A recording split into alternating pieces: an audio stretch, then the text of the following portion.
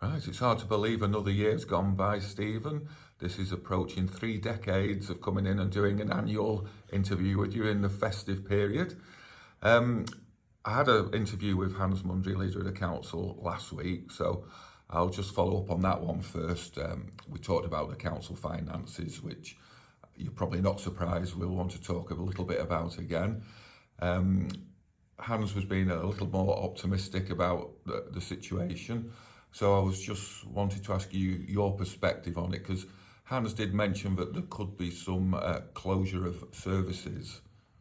Well, guys, it's good to do this again. It is nearly 30 years since we've been doing these Christmas interviews, and my hair's still the same colour. Yours has gone grey, although some people think I wear a wig. I tell you don't. Yeah, I mean, every council in the country is facing financial pressures in terms of costs and demand for services. We're no different than anywhere else.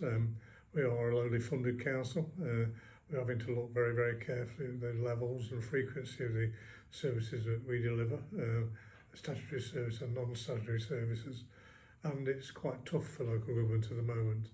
There was a reasonable start by the new government in terms of its support it's given government in its first budget, but they are looking, I think, to build foundations for local government finance for the future.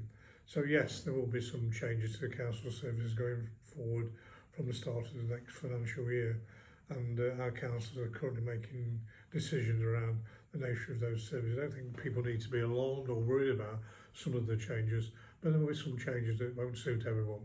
So there's no actual decisions being made on which services might be closed? Not at this stage, no, but obviously we're having to save money, be very careful with our resources. You'll know that we have a financial forecast at the moment of £18 million overspend at period 7. At period 6 is nearly £28 million. We are managing our finances, I think, strategically and extremely well, but we're under enormous financial pressure.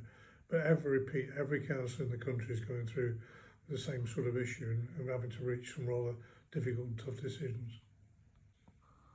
Okay, Stephen, we've talked about the financial situation. The other big thing on the agenda at the moment, which everyone's been talking about, is devolution. Do you think that will make a big improvement to the situation here in Warrington if it actually does come off?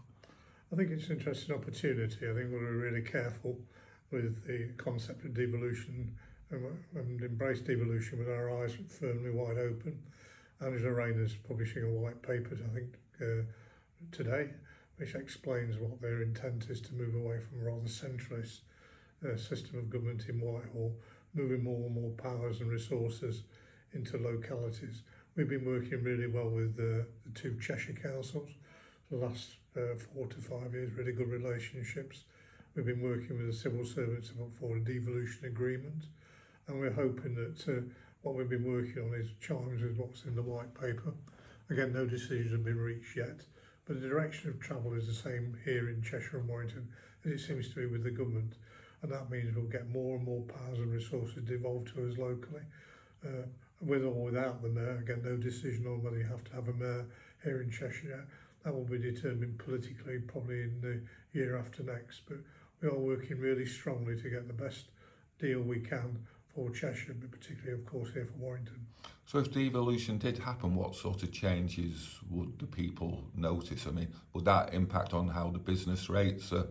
No, every council remains independent financially, but decisions on where transport schemes are chosen to be funded and supported, you're more likely to make more choice at a more local level about what you want to support, more say on skills provision, more say on aspects around responding to the net zero agenda, areas like that, which are currently dealt with in the main through a national decision-making process in Whitehall. But devolution could actually happen without the need for an elected mayor. I think the government's model is about the elected mayor. They've been very clear about that. But there will be public consultation in early 2025 about the model of leadership and governance for a strategic authority for Cheshire and for Warrington. Of course, you know, we say we're working really hard on this, but we wait to see what's in the detail of the white paper, and we'll take it from there. Right, Stephen, we've had local and national elections here in Warrington this last year. we've now got 3 MPs representing the Borough of Warrington. How are you finding that? Well, it is different. I mean, 90% of the population of Warrington electorate are represented by the 2 MPs, from Warrington North and Warrington South, and a small proportion is represented by a Conservative MP, Esther McVeigh, for Tatton. I mean, we're having to work closely with 3 MPs and provide each one of them with equal levels of support in relation to the size of their electorate. It's different having 3 MPs, and Warrington's boundary is no longer coterminous with the parliamentary constituencies. So we're getting there with it. I mean, Esther McVeigh is very much au fait with the wider town issues, not just the areas in Lymm where she's the local MP. So it's been different. And with the local elections, how do you feel they went? Well, I think for the first time in a long time, Gary, and I've been here a long time, as you know, the council demographically seems much more representative of the communities which we serve in terms of its inclusivity, and a lot more younger faces here on the council. I can never remember. Perhaps it's a product of me getting old, but older. Isn't everyone looking younger now? Certainly police officers don't look any younger to me at all, Gary. But I said the council does feel more representative than it's been in the past. And I think we've got 20 brand new members who bring all the passion, the ideas that they have to the council. So I think, leaving aside the politics of it, the council itself seems more, as I say, demographically representative of the place we serve.